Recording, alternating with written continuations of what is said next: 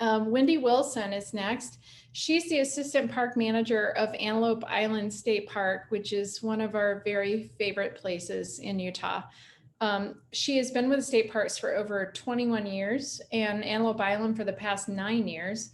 She enjoys the outdoors and loves to help people understand and make connections with the resources around them. Wendy wears two hats, Jamie always says. When she was the park naturalist for a number of years and when she was the park naturalist for a number of years and much respected in the Great Salt Lake community for her prompt responses. And Jamie, you have to say what the second hat is because you cut that off on Wendy's introduction. I apologize. Wendy almost let me write her bio, and I thought that that was very brave of her. Insert stuff, I can tell that.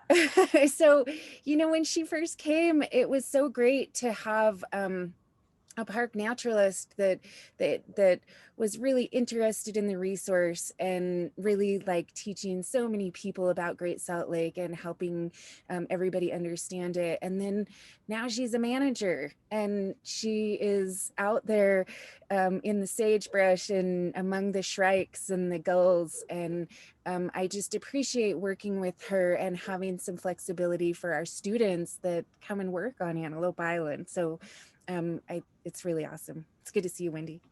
Thanks. Awesome. See, you totally should have just written the entire bio. All right. Let me share this screen. All right, so you're seeing the a map of Antelope Island. I'm hoping that's the one you're seeing, right? Are you Only seeing you. You're still seeing me? Yeah. Oh, there we go. Let's share that one. That's it. Is that it? Yay! Okay. I don't use Zoom as much as other programs. Okay, so this past year, Antelope Island saw between 700 and 800,000 visitors, and that was during the pandemic. And I honestly think that so generally the visitation to Antelope Island includes a lot of foreign visitors outside the country. We didn't have that really much at all this year. And I think folks closer to home started to discover Great Salt Lake, or not Great Salt Lake, but Antelope Island specifically. So we had, the visitation was up a lot, from about 500,000 the previous year to almost 800,000 this year. So really high. And there's really two main reasons that people come to Antelope Island. One is to view the wildlife. There's an abundance of wildlife on Antelope Island. Bison, the pronghorn antelope, bighorn sheep that were just reintroduced recently, mule deer, coyotes, porcupines, 250 plus different species of birds. So we get a lot of visitors coming to see those things. And then probably the second one is, and with that kind of goes exploring and interacting with the lake. It's great access to the lake, is recreation. So recreation is probably the number 2 reason, and that includes hiking, biking, horseback riding, camping, accessing the lake. I would say sightseeing in that a little bit. So people love to come to see those things. So this is a map that you can find on our website, and I'll share that, the website itself in just a minute. That just shows the trails and the different areas that you can go. So there are about 40 miles of trails on Antelope Island, and almost all of them are open to multi-use, non-motorized multi-use. So hiking, biking, and horseback riding.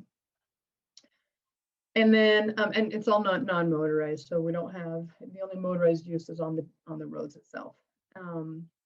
And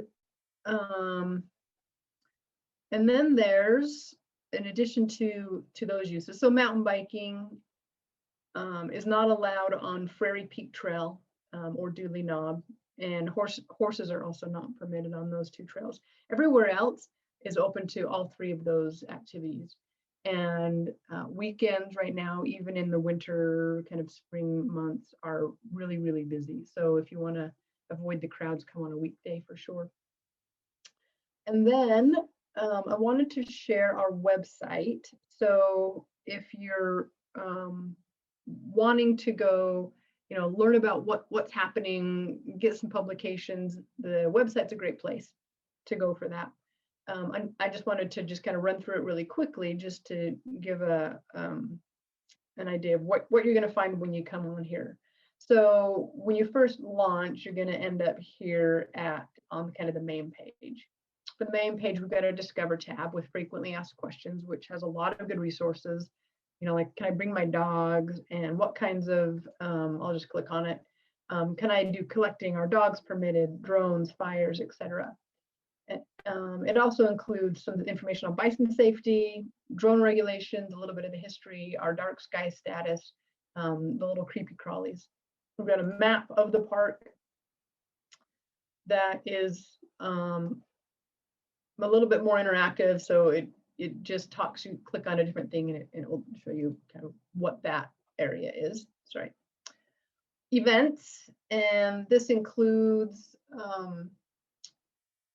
events that we're putting on as a park, either tours or presentations or programs, as well as outside events that are coming in so people can come.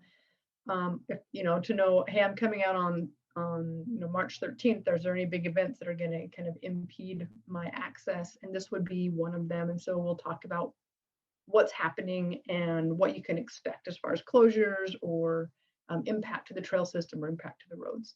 We try to limit those types of large events to no more than 10 outside events per year, because our main focus and priority is for the everyday general user. So while we do have several events that come out every year to utilize the trails and utilize the roads, we try to keep those to a minimum. Publications we've got, so that overview map, campground maps, and then park brochures in 5 different languages. And several amenities. So we've got just all the things that we offer out here: tours and rentals, camping opportunities, and then trails again in visitor center. And if you're a teacher wanting to bring students, this is our field trip page where you can reserve a time to come out. We ask you to schedule those in advance so that we don't have too many schools in one area on the same day. So that's just a quick kind of quick and dirty overview of our website where you can find that information. And just some general information on the park conditions, when we're open, our address and phone number so you can contact us as well. So these are updated frequently, especially the events tab is probably the most frequently updated because our events change all the time. Okay, so that's just a kind of a quick overview of the website. And I would ask that if you have recommendations or requests on things that you would like to see on our website or on our social media, we do have a Facebook page, an Instagram page, and a Twitter page. So if there are things that you would like to see on those, please put those maybe in the Q&A so that we can refer to those later and kind of take notes and update the website in ways that will be beneficial to you. One of the things that when I first came to Antelope Island, well, and this is still true, I guess, the local perception of Great Salt Lake and Antelope Island was pretty negative. And there's still a lot of negative out there, right? So the 3 things that I heard most often that would keep people from visiting Antelope Island, let's see, or it's buggy, it stinks, and it's just a useless, lifeless rock. And I'm going to try to, I don't know how I got, someone's going to have to save me on this. We don't need all that. What you need, Wendy? I just need to get back to my main screen. This is, so are you seeing anything now? Am I sharing anything right now? I just see your Windows screen. Yeah, okay. So I just need to, where do I stop sharing? Actually, I do want to just go back to this one. So we're just going to stay on the screen here. Okay, so those three things. It stinks, it's buggy, and it's a useless, lifeless rock. The stinky part, there are times of the year where the lake actually, it does stink, and Jamie would say that that's the smell of science or biology, right?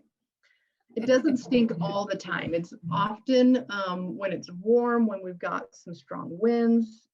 I don't know, maybe Jamie can answer this better later, but if there are certain times of the year that kind of encourage that stink is more noticeable. Right now, honestly, no stink.